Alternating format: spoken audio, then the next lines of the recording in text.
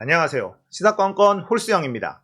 이번에 다룰 이야기는 윤석열 지지율 박살난 이유 이야기입니다. 본론 들어가기 전에 광고 빠르게 갑니다. 아임굿 진보 채널에만 홍보하는 그런 제품이에요. 제가 아임굿 대표님을 직접 만나봤거든요. 대선 지고 나서 너무 분해하시더라고요.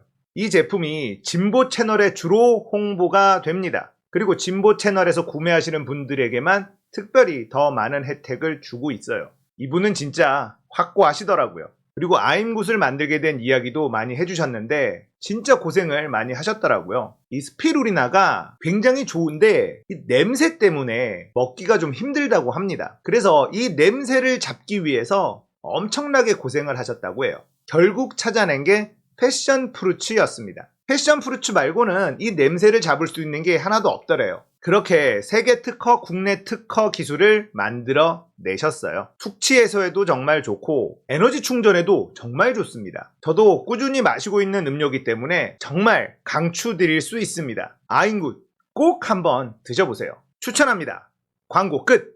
자, 본론으로 들어갑니다. 윤석열의 지지율이 박살이 났습니다. 그것도 리얼미터에서 말이죠. 윤석열 국정수행평가 잘한다가 48%, 50% 아래로 내려왔습니다. 취임한 지 한 달밖에 되지 않았습니다. 그런데 50% 아래다? 이거 굉장히 심각한 일이거든요. 자, 다른 데서는 여기까지만 이야기를 하죠. 하지만 시사건건에서는 하나 더 들어가 봅니다. 단순히 지지율이 48%다 라고만 볼 수가 없다라는 걸 설명드리려고 해요. 자, 이 숫자를 들여다봐야 됩니다. 지지정당 더불어민주당인 사람이 773명 응답했어요. 지지정당 국민의힘은 985명이 응답했습니다. 일단 여론조사에 응답한 사람 숫자가 달라요. 자, 이념 성향도 보수가 630명이 응답했고요. 진보는 436명이 응답했습니다. 자, 윤석열의 지지율 50%가 깨진 게 엄청 심각하다는 이유, 이제는 아시겠죠? 실제 민심은 48%는 후하게 쳐줬다는 거예요. 지금 윤석열 대통령을 지지하지 않는 사람들, 진보 성향의 유권자들, 더불어민주당 지지자들은 여론조사에 아예 응답을 안 해요. 그러니까 이렇게 과표집이 일어나게 됩니다. 자, 이렇게 보수 성향, 국민의힘 지지자들이 과표집된 여론조사에서도 윤석열의 지지율이 48%다. 이 얘기는 윤석열을 찍은 사람들조차도 좋은 평가를 못 내리고 있다는 겁니다. 그러니까 실제 여론은 훨씬 더 나쁘다라는 의미입니다. 왜 그러겠어요? 북한이 미사일을 쏴도 주말이면 영화 봐야죠. 북한이 미사일을 쏜 다음 날 술 한 잔 또 해야죠. 주말에 국민들이 불편하든 말든 직접 굳이 빵 사러 나가야죠. 빵 사 먹겠다고 도로 통제하는 대통령, 민심이 좋을 리가 있습니까? 빵은 아무한테나 시키면 되잖아요. 그러면 국민들이 불편을 겪지 않아도 되잖아요. 극장 관람도 마찬가지입니다. 이 당시에 이 영화 보러 온 사람들 소지품 검사 다 하고 엄청 불편했다고 합니다. 더 재밌는 얘기는 이 바로 옆 상영관에서 그대가 조국이 상영되고 있었다는 것 아닙니까? 윤석열이 도륙냈었던 한 집안의 이야기, 그 다큐멘터리 영화가 바로 옆 상영관에서 상영되고 있었다고 합니다. 그리고 바로 그 옆에서 윤석열은 팝콘을 먹으면서 영화를 즐기고 있었다. 이 얼마나 분통 터지는 일입니까?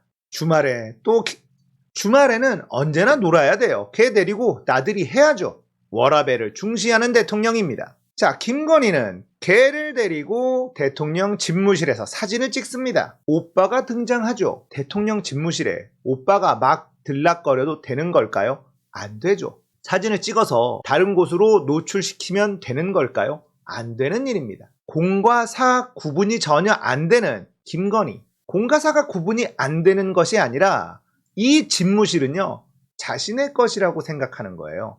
옆에 있는 저 뚱뚱한 사람은 그냥 바지라는 거죠. 자, 그 증거가 하나 둘씩 나오고 있습니다. 김건희가 봉하마을에 갔습니다. 권양숙 여사님을 만났습니다. 이 사진을 보니까 드래곤볼에 나오는 인조인간이 생각납니다. 권양숙 여사님도 많이 늙으셨네요. 도대체 김건희는 왜 봉하마을에 가서 권양숙 여사를 만났을까요? 그곳이 어디라고 감히 말이죠. 노무현 대통령은 검찰에게 죽임을 당했습니다. 그런데 윤석열의 아내가 감히 봉하마을을 찾아갔다. 이 의미가 뭘까요? 굉장히 궁금합니다.